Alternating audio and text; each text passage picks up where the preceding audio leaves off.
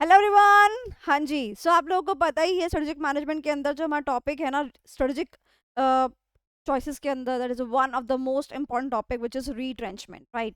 तो रीट्रेंचमेंट के अंदर अपने को तीन कैटेगरीज नजर आती है। First is turn around, second is divestment and third is liquidation. Let me give you a brief about all those strategies and मैं आपको बताने भी वाली हूँ कि एग्जाम में क्या चीज़ कैसे आती है और कितने मार्क्स की आती है।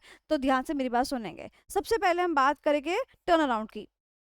जितने भी बच्चे मेरे से पढ़े हुए हैं ना, उनको सबको पता है that turn around is equal to internal reconstruction. जी हाँ, जो आप अकाउंट्स में रिकंस्ट्रक्शन पढ़ते हो ना कि कंपनी को ठोक पीट कर क्या किया गया, कंपनी को सही किया गया, ABC एंड रिड्यूस, उसको बोलते हैं टर्न अराउंड। तो टर्न अराउंड के अंदर क्या होता है, कंपनी के जो हालात होते हैं ना वो बहुत ज्यादा क्या होते हैं, बुरे होते हैं, राइट। तो क्वेश्चन आता है सबसे पहला एग्जाम के अंदर, इंडिकेटर्स। इंडिकेटर का मतलब क्या होता है कि कैसे पता करेंगे आखिरकार कि कंपनी के हालात बुरे हैं। जैसे एक ऑडिटर जब ऑडिट करने के लिए जाता है तो वो कैसे पता लगाता है कि कंपनी गोइंग कंसर्न है नहीं, ऐसे 570 इंडिकेटर, याद आया। जी हाँ, ऐसे कुछ इंडिकेटर्स होते हैं जिससे कि पता चल जाता है कि हाँ कंपनी के हालात बुरे हैं और इनको टर्न अराउंड स्ट्रेटजी लगाकर कंपनी को रिवाइव करने की जरूरत है। सो पहला पहला indicator, persistent negative cash flows, यानी कि लगातार लगातार नेगेटिव कैश फ्लोज हो रहे हैं। अनकॉम्पिटिटिव प्रोडक्ट्स एंड सर्विसेज, हमारा जो प्रोडक्ट है या हमारी जो सर्विस है अब वो कॉम्पिटिटिव नहीं रही, कंपटीशन में उसको कोई कंपटीशन मानता ही नहीं है। डिक्लाइनिंग मार्केट शेयर, यानी कि हमारे जो सेल्स है, लोग हमसे परचेज नहीं कर रहे, वो हमारी सेल्स धीरे धीरे क्या कर रही है, डिक्लाइन हो रही है। नेक्स्ट पॉइंट बहुत ज्यादा दिमाग खराब करने वाला पॉइंट, उसको समझेंगे, that is deterioration in the physical facilities. इसको समझेंगे। डिटेरियोरेशन का मतलब क्या होता है, डिटेरियोरेशन का मतलब होता है कम होना, यानी कि डिटेरियोरेट करना, डिक्लाइन करना। किस चीज में डिटेरियोरेशन आ रही है, फिजिकल फैसिलिटीज में डिटेरियोरेशन आ रही है।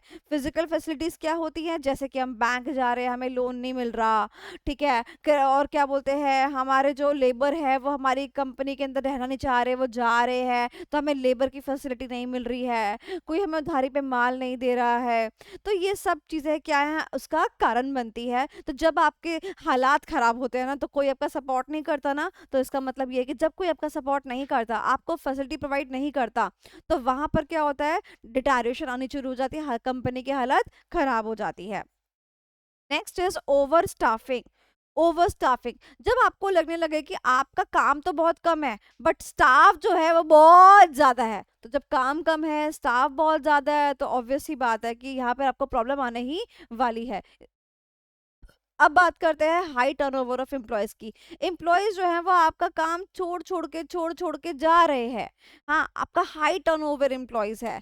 और miss management, very important point, miss management, यानी कि कंपनी के जो मैनेजर्स है, जो KMPs है, वो अच्छे से कंपनी को नहीं चला पा रहे, तो कंपनी के हालात वेरी वेरी वेरी वेरी खराब, राइट। और मैंने आपको बताया था that that the survival and success the survival and success of any organization depend upon the competence and character of the management। Comment करके बताना मेरे को कि हाँ कौन कौन से स्टूडेंट है जो कि चैप्टर नंबर 1 के इस स्टेटमेंट को याद रखते हैं। The survival and success of any organization depends upon the character and competence of any organization. So अगर मैनेजमेंट अच्छा नहीं होगा तो ऑर्गेनाइजेशन आगे नहीं बढ़ेगी। चलिए अब बात करते हैं इसके इंपॉर्टेंट एलिमेंट्स की, यानी कि क्या करते हैं अगर हमें टर्नआउट लगाना होता है तो हम क्या करते हैं। तो सबसे पहले तो भाई मैनेजमेंट अगर खराब है तो मैनेजमेंट को ही क्या करेंगे, चेंज करेंगे। दूसरा, asset liquidation for generating the cash, यानी कि हमारे को जो है वो कैश चाहिए होता है पर हमारी कंपनी की हालत तो खराब होती है, तो हम क्या करते हैं, कंपनी के एसेट्स को लिक्विडेट करते हैं, यानी कि लॉन्ग टर्म एसेट्स को बेचते हैं ताकि हमारे पास में हाथ में क्या आ जाए, कैश आ जाए। जैसे कि जब हमारे हालात बुरे होते हैं तो हमें भी अपना गोल्ड बेचना पड़ता है ना, जस्ट लाइक दैट। उसके बाद बेटर इंटरनल कोऑर्डिनेशन, सबका साथ सबका साथ सबका विकास। जब सब लोग आपस में कोऑर्डिनेटेड रहेंगे ना तो क्या होगा, आपको पता होगा कौन सी चीज कहाँ लग रही है, कॉस्ट जो है वो कम आया करेगी, वेस्टेज कम हुआ करेगी। And last is quick cost reduction, जो कामों करने की कॉस्टिंग है आप फटाफट से क्या करो, उसको डिक्रीज करो, मार्केटिंग पे ज्यादा पैसा खर्च मत करो, एक्सेट्रा एक्सेट्रा। क्विक पे ऑफ एक्टिविटीज, यानी कि ऐसी एक्टिविटी को आइडेंटिफाई करना जिससे कि फटाफट से पेमेंट आ जाती है। एंड ऐसी एक्टिविटी करना जिससे कि आपकी जो इज्जत है आप उस इज्जत को क्या कर पाओ, बिल्ड कर पाओ। क्योंकि जब कंपनी के हालात बुरे होते हैं तो सबसे ज्यादा प्रॉब्लम किस चीज की होती है कि भाई आप अपनी इज्जत ही खो देते हो। तो you have to take some credibility building actions. इसका एक निमोनिक है that is quick ABC, quick ABC। आपको 4 पॉइंट एटलीस्ट याद हो जाएंगे। चलिए अब आगे चलते हैं। नेक्स्ट इज एक्शन प्लान, यानी कि अगर कंपनी के हालात बुरे हैं, उसको टर्न अराउंड लगाना है तो कैसे लगाता है। सबसे स्टेप नंबर 1, सबसे पहले करंट प्रॉब्लम को क्या करता है, करंट प्रॉब्लम को असेस करता है, आइडेंटिफाई करता है कि भाई क्या दिक्कत है, रूट कॉज क्या है कि ऐसा क्यों हो रहा है और कितना हमारी कंपनी को डैमेज हो चुका है। फिर वो प्लान को डेवलप करता है, फिर उस प्लान को इम्प्लीमेंट कर देता है कि हाँ ये प्लान लगा के सब कुछ ठीक होगा। उसके बाद क्या करता है, रीस्ट्रक्चरिंग यानी कि इंटरनल रिकंस्ट्रक्शन करता है। और फिर धीरे धीरे करके रिटर्निंग बैक टू नॉर्मल, एक एक 2-2 दिन 4-4 दिन काम करता है और धीरे धीरे करके रिटर्न बैक टू नॉर्मल करने की कोशिश करता है। That is the 5th step. Exam के लिए वेरी इंपॉर्टेंट है, 5 मार्क्स में ये आ जाता है। ध्यान रखना, जब भी आपको एग्जाम में वर्ड मिलेगा एक्शन प्लान, 99.99% चांसेस है कि उसमें टर्न अराउंड ही लगने वाला है। तो एक्शन प्लान वर्ड जो है उसको आइडेंटिफाई जैसे आप कर लो तो समझ जाना कि टर्न अराउंड लगने वाला है। चलिए अब बात करते हैं हमारा नेक्स्ट दैट इज डाइवेस्टमेंट। जब हमने कंपनी को ठोक पीट के सही करने की कोशिश करी कि हाँ भाई ठीक हो जाए ठीक हो जाए, बट फिर भी हालात बद से बदतर होते जा रहे हैं, बट फिर भी कुछ ठीक नहीं हो रहा है, तो फिर हम क्या करते हैं, टर्न अराउंड के बाद फिर हम जाते हैं डाइवेस्टमेंट पर। डाइवेस्टमेंट में क्या होता है, जैसे कि अभी तक मान लो कोई दिक्कत थी, बॉडी के अंदर परेशानी थी, मैंने जो है अपनी ग्लूकोज चढ़वाया, दवाइयाँ खाई, बट ठीक नहीं हुआ, तो अब मैं क्या करूंगी, जो अंग से मुझे प्रॉब्लम हो रही है, मेरी बॉडी को प्रॉब्लम हो रही है, मैं उस पार्ट को रिमूव कर दूंगी कि हाँ भाई ये दिक्कत हो रही है। एग्जाम्पल किसी का स्टोन है गॉल ब्लैडर में, तो भाई गॉल ब्लैडर रिमूव कर दिया, कम से कम पूरी बॉडी सुरक्षित रहेगी, लाइक दैट। सो ऐसे ही बिजनेस के अंदर होता है, जो पोर्शन ऑफ बिजनेस हमें दिक्कत कर रहा होता है, जिसमें सबसे ज्यादा लॉसेस हो रहे होते हैं, ऐसा एसबीयू जिससे कोई प्रॉफिट मेकिंग एलिमेंट नहीं आ रहा है, हम क्या करते हैं, उस चीज को, उस पार्ट ऑफ बिजनेस को क्या कर देते हैं, सेल आउट कर देते हैं। आई बिलीव आपको समझ में आ गया होगा, क्लियर हो गया होगा, क्या करते हैं, उसको सेल आउट कर देते हैं। तो ध्यान रखना, डाइवेस्टमेंट कब करी जाती है, डाइवेस्टमेंट तब करी जाती है जब टर्न अराउंड क्या हो जाती है, अनसक्सेसफुल हो जाती है। When turn around is unsuccessful. Clear हो गया, ओके। ध्यान रखना एक और बात, विदाउट एनी स्टिग्मा अटैच। देखिए बेटा, कहते हैं ना कि सीए बन जाओ, सीए बन जाओ, ठीक है, बट अगर सीए छोड़ दिया तो पूरी जिंदगी भर आपको धब्बा सहना पड़ेगा कि बंदा जो है सीए नहीं बन पाया, पूरी जिंदगी आप पे धब्बा लग जाएगा। धब्बे का मतलब क्या होता है, स्टिग्मा। धब्बे का मतलब क्या होता है, स्टिग्मा।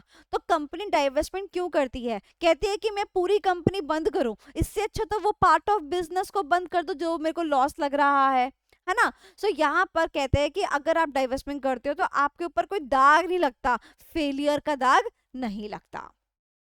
चलिए अब एग्जाम में भी ये 5 मार्क्स का आ सकता है, that is reasons to adopt, यानी कि ऐसे ऐसे रीजंस जिनकी वजह से आपको क्या करनी पड़ती है, डाइवेस्टमेंट करनी पड़ती है। Very important for exam, 5 marks के लिए आ जाता है। तो सबसे पहले मैं आपको एग्जाम्पल के थ्रू सारे के सारे पॉइंट जो है वो क्लियर करती हूँ, ध्यान से मेरी बात सुनना।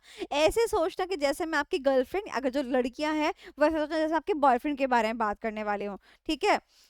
सबसे पहला, the acquired business prove to be a mismatch, हमारे लिए मैच मेकिंग नहीं हो रही है, ठीक है। दूसरा, परसिस्टेंट नेगेटिव कैश फ्लोज हो रहे हैं। तीसरा, जो हमारा कंपटीशन है वो बहुत बढ़ गया है और फर्म को अप नहीं कर पा रही है। चौथा, टेक्नोलॉजिकल अपग्रेडेशन मांग रही है कंपनी, बट वो भी हम नहीं कर पा रहे, पैसे वैसे नहीं है। और लास्ट, बेटर ऑल्टरनेटिव अवेलेबल, कोई और चीज ज्यादा अट्रैक्टिव लग रही है। तो कंपनी क्या करती है, डाइवेस्टमेंट करती है। तो पहला मिसमैच, जो पार्ट ऑफ बिजनेस लॉस में जा रहा था, आप और आपका वो पार्ट ऑफ बिजनेस मैच नहीं हो पा रहा था। Persistent company negative cash flows देख रही थी उस पार्टिकुलर पार्ट ऑफ बिजनेस से। कंपनी जो है उस पार्ट ऑफ बिजनेस की जो कंपटीशन की इंटेंसिटी थी उसमें कॉम्पीट नहीं कर पा रही थी। कंपनी के पास पैसा ही नहीं है कि वो टेक्नोलॉजिकली क्या कर पाए, सरवाइव कर पाए। और अगर टेक्नोलॉजिकली वो सरवाइव नहीं कर पा रही है, पैसा नहीं है उसके पास में, तो कंपनी को एग्जिट करने के अलावा कोई और ऑप्शन नहीं है। और लास्ट इस कंपनी को लगता है कि मैं अपना दिमाग, पैसा, रिसोर्सेज इसमें लगाऊं, इससे अच्छा है कि भाई मैं क्या कर दूं, मैं ये जो पैसा है कहीं और लगा दूं। ओके, नेक्स्ट और लास्ट इज बेटा जी, देखो यहाँ पर आता है आपका लिक्विडेशन। ध्यान रखिएगा, जब कंपनी टर्न अराउंड लगा देती है, वो सक्सेसफुल नहीं होता तो डाइवर्समेंट लगाती है, जब ये सक्सेसफुल नहीं होता तो लिक्विडेशन लगाती है। एग्जाम में सवाल आ जाता है, लास्ट लास्ट लास्ट स्टेप क्या होता है रिट्रेंचमेंट का? The answer is liquidation. Liquidation का मतलब होता है the company sell all the assets, all the liabilities, journal entries pass हो जाती है लिक्विडेशन की, है ना, बात खत्म, कंपनी का अस्तित्व खत्म और स्टिग्मा और फेलियर लग जाता है। तो कमेंट करके बताया कि स्टिग्मा और फेलियर किस में लगता है, डाइवेस्टमेंट में लगता है, लिक्विडेशन में लगता है, या टर्न अराउंड में लगता है? The correct answer is liquidation में लगता है। आपने कोई काम करा बट आप सक्सेसफुल नहीं हो पाए।